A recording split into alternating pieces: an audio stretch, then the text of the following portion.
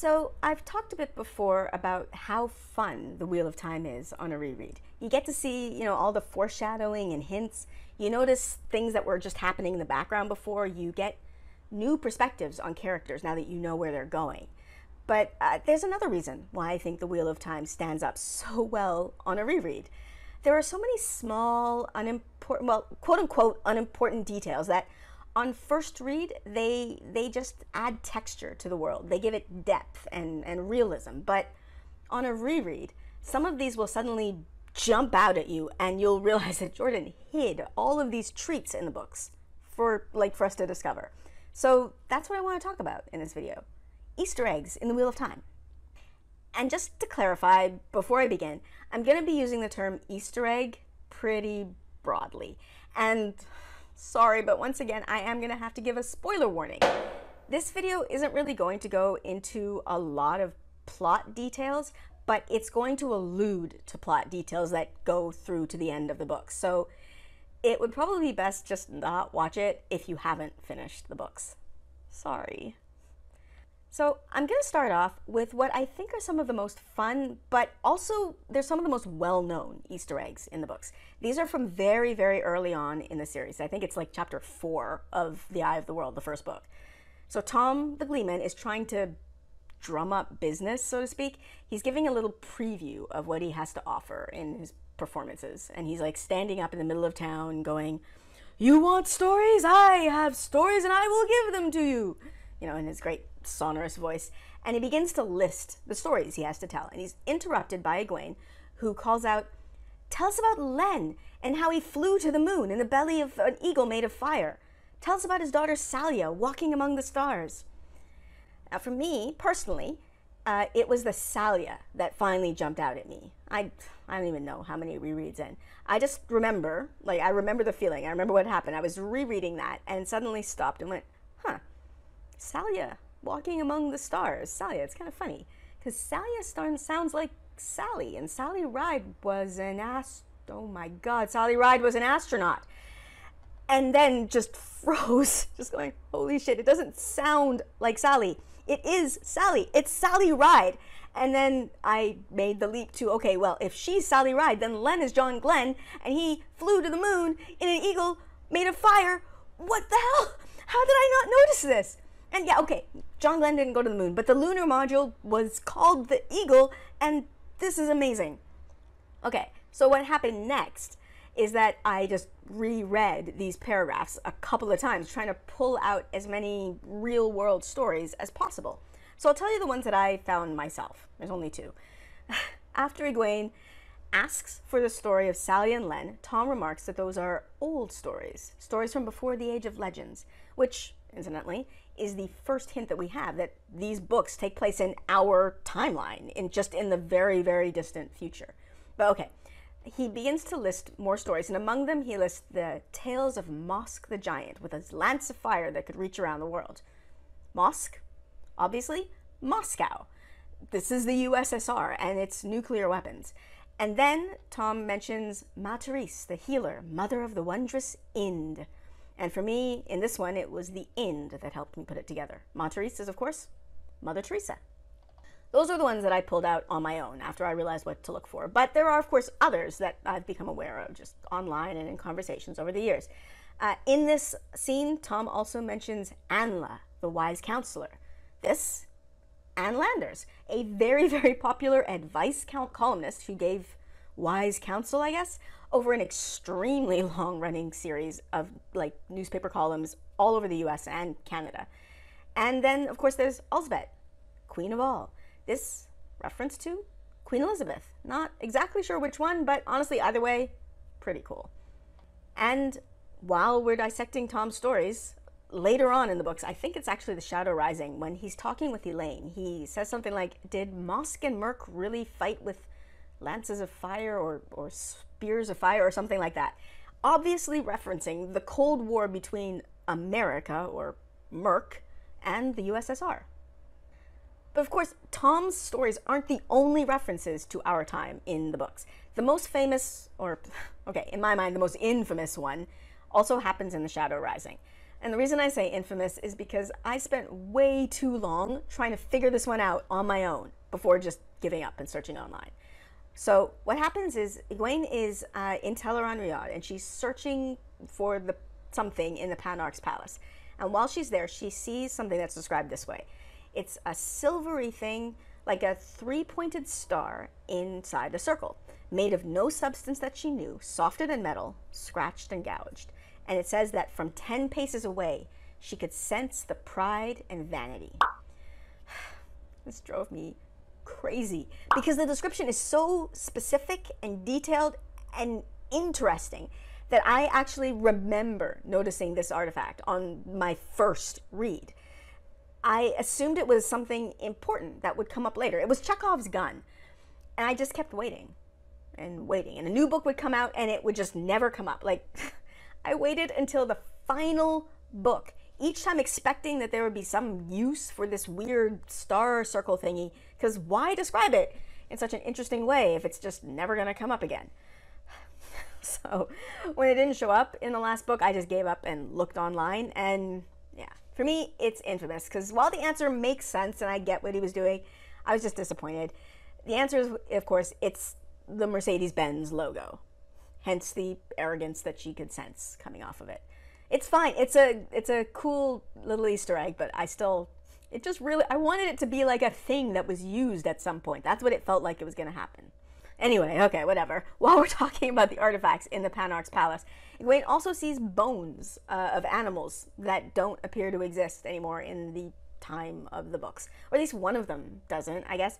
One of the bones appears to be from a giraffe, and the other one appears to be an elephant. And we do see elephants later on in the books, but at this point in time, we haven't seen them yet. And then there's one more real world, or I guess more accurately, our time reference that I'm aware of. And this one also, incidentally, from The Shadow Rising. When Mat and Rand go into Rhuidean and they see Avendesora, Rand sits beneath the tree and feels like this peace and well-being. And he says something like, I can believe the story of Gotiam, I think is how you pronounce it, sitting beneath Avendesora for 40 years to gain wisdom. This very clear reference to the Buddha, I believe you pronounce it Gautama Buddha, who, according to tradition, sat beneath a Bodhi tree and didn't get up until he had reached enlightenment. But, of course, real-world links are not the only type of Easter eggs in these books. There's also reference to other literature. The most obvious one, I think, is from The Great Hunt, where there's an inn that's called the Nine Rings. And this one, actually, the title of the inn, or the name of the inn, didn't make me notice it, but Rand thinks to himself when he sees that the Nine Rings had been his favorite adventure story as a boy, and that it likely still was. And that was when I went, oh, the Nine Rings, oh, Nine Rings, oh my God. So this is a very clear reference, and I think it's actually just a lovely sort of hat tip to The Lord of the Rings. And it's actually not even the only one. There's a character in the prologue of a later book who uses the name Underhill, which, again, Lord of the Rings name, as a pseudonym, which is also pretty cool. There are also huge links to Arthurian legends. Like, character names are very clear homages to Arthurian characters. I've mentioned a couple of times, I first read these books while I was in university, and I happened to be taking a course in Arthurian literature. So these ones jumped out at me when I was first reading. We have, of course, Arthur Pendrag, or Arthur Hawkwing, is very clearly King Arthur, whose full name is Arthur Pendragon. Tom Merlin sounds like Merlin. Egwene Alvir it sounds like Guinevere. Moraine sounds like Morgan Le Fay. And then of course we got the Trecan family, and it's the most obvious. Morghese is Morgause. Tigraine is Igraine. Galad is Galahad. Gawain is Gawain. And Elaine is straight up Elaine. And place names also fall in this too. We have Camelin, Camelot. And my personal favorite, Tarvalan, or Tarvalan. I waffle between the two pronunciations, but Tarvalan is Avalon. And while we're talking about Arthurian legend, can we talk about the sword that is not a sword that is being held in the stone of Tyr? Yeah, that's full on the sword in the stone. It's Excalibur, which sounds kind of like Calendor, Excalibur, Calendor. I mean, it's a bit of a stretch, but it still works for me, given that it's a literal sword in a stone that can only be removed by the one true king / dragon, you know. And, oh, okay, there's Sa-Angreal, which sounds a hell of a lot like Sangreal, which is French for the Holy Grail. And then there's another legend that I know jumped out at me during my first read, I should say, as a result of what I was studying at the time. There's a name of an inn in, I think it's Lord of Chaos, and the name of the inn is Culain's Hound. So, okay, in addition to my course on Arthurian legend, which I have retained some memory of, I was also studying Irish mythology, and I have retained none of that except for one thing, the name of one of the Irish heroes, Cú Chulainn or Cú Chulainn. I cannot remember his actual name, but I know his other name, like otherwise known as. He was known as the Hound of Culainn. We have Culain's Hound. The only reason I remember that is because of these books. But as an aside, I do have to say that as much as I enjoy these specific ties to our world, both through the stories that Tom told and these links to legend and literature through the names of inns and things like that, I kind of hope that they change some of them for the show. Now, part of this is that I think it would be really fun to have new Easter eggs to find, like the names of inns, and some of these side characters, their names aren't necessarily plot related. Changing them wouldn't change anything. So it would be really fun to just have new things to find. But the other reason is that the majority of these links to the real world are very Western, very European, Eurocentric. Like, aside from the reference to the Buddha, there is very little that doesn't come from Europe or North America. Like, there's no inns with ties to African or Asian mythology or history or epics or anything. And I mean, it's even kind of odd that the two astronauts that are mentioned are Americans. Like, the first person in space was a Russian. The first woman in space, also a Russian. So why did only the names of the first Americans in space survive through the ages? Like, it seems kind of odd. Now, I don't actually say this to criticize Robert Jordan at all. He was writing for an English-speaking audience in a pre-internet world. At least he was when the stories began. So yeah, he made references that would be possible for his audience to decipher and find. But I hope the show doesn't limit it like that. It would just be super fun to see the name of an inn and not get it, and then go online and find out from, I don't know, a Nigerian fan that that inn is a reference to a legend, a Nigerian legend or historical figure or something that I didn't know about. That would be awesome. Another fun Easter egg that I'm not sure if I actually noticed this one myself or if I found it online is that Robert Jordan gave himself a little cameo in the books. In The Path of Daggers, Elaine is sorting through this cache of Angreal and Terangreal that they found in Ebudar, and she sees the figure of a stout bearded man with a jolly smile holding a book. And then a couple of books later, her and Avienda are studying these things that they found in Ebudar, and they find this stout bearded man again, and Avienda channels into it, and it's revealed to be it's essentially a magical ebook reader. Basically, the bearded man was full of stories, and oh, it's lovely. It's this perfect little cameo, and it delights me. Every time I'm doing a reread, I get to that, and I just smile. I'm like, oh, hi, Robert Jordan, there you are. It makes me happy. I love it. There's one final kind of Easter egg that I want to talk about. I'm not exactly sure what to call them, character Easter eggs or whatever. I don't know. There's little details that aren't exactly plot related, but they're just small details about characters that are fun to notice.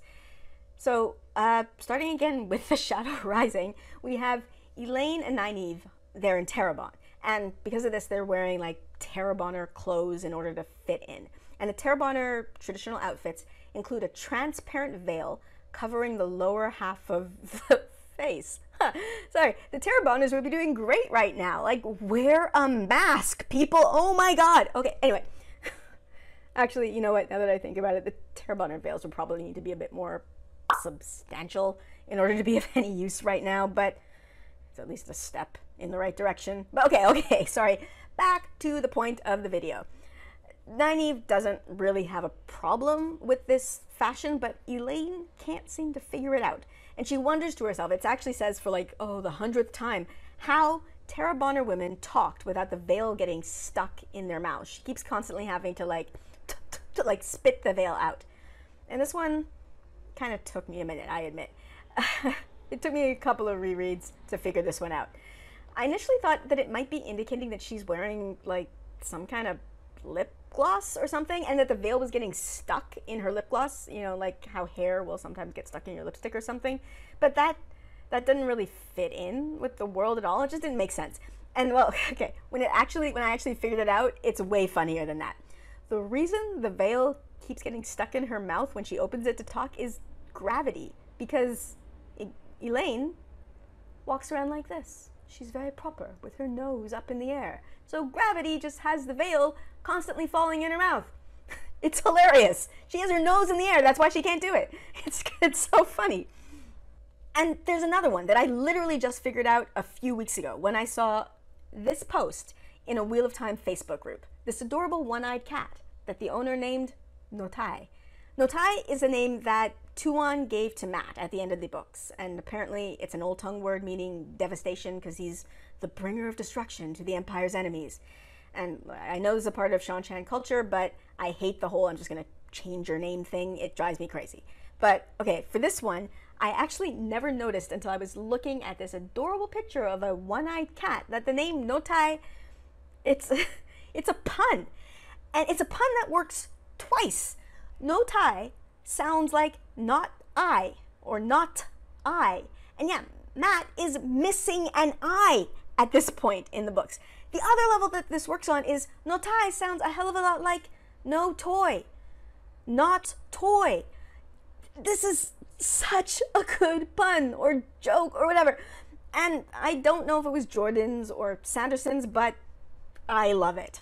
Another one that I absolutely thought of on my own and was not something that was said in passing by the Badger Reborn in a conversation on Discord that like blew my mind and was the inspiration for wanting to make this video in the first place. By the way, link to Badger Reborn's channel in the description. We have Moraine. Moraine and Nynaeve. They have a very contentious relationship. Moraine is Nynaeve's opposite in a lot of ways. In my Nynaeve video, I described it as like Moraine is ice to Nynaeve's fire. Moraine is calm and calculating.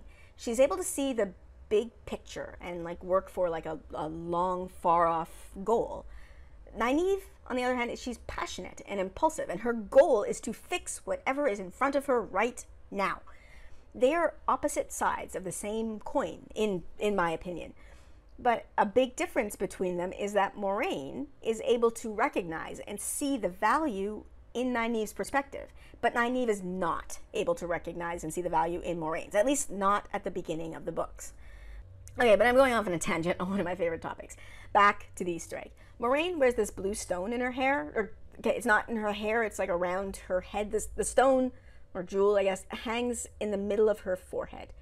And this is very clearly described. It's a very distinctive feature, like accessory, that you're going to see in pretty much any depiction of Moraine. But what I noticed by myself, and again, without Badger Reborn's guidance at all, if he tells you different, don't believe his lies. Anyway, is that at the end of the book, Nynaeve has a very similar, distinctive accessory. As part of Malkiri tradition, when women marry, they wear a Kaisan on their foreheads to indicate their marital status. She has a red dot painted in the middle of her forehead, a mirror of Moraine's blue stone. By the end of the books, Nynaeve comes to understand and value Moraine's perspective, Moraine's goals. And this is reflected by the fact that she is literally mirroring Moraine with her Kaisan. The final Easter egg I will mention is, okay, well actually I'll just show you. This is a map of Tarvalan. Tarvalan is where the White Tower is. The White Tower is the seat of power for the Aes Sedai, an entirely female group of magic users. Tarvalan, which again looks like this, is the seat of female power. If you're still not getting it, perhaps this will help? Yeah, I should probably remove that image now. Okay, so I'll end this here. I doubt I've touched on all the Easter eggs. In fact, I know I haven't, so let me know which ones you picked up on that I missed. And which are your favorite ones? Leave me a comment below. You can also join my Discord. I will link that as well below. I absolutely love talking about Wheel of Time with other fans on Discord whenever I can. Discord has kind of eaten my life recently. I mean that in a good way. I love all of you guys. But yeah, so please join us. And also, if you want to support me making videos like this, you can check out my Patreon. That is also linked in the description below. And as always, like, subscribe, and stick around for the art credits. Bye!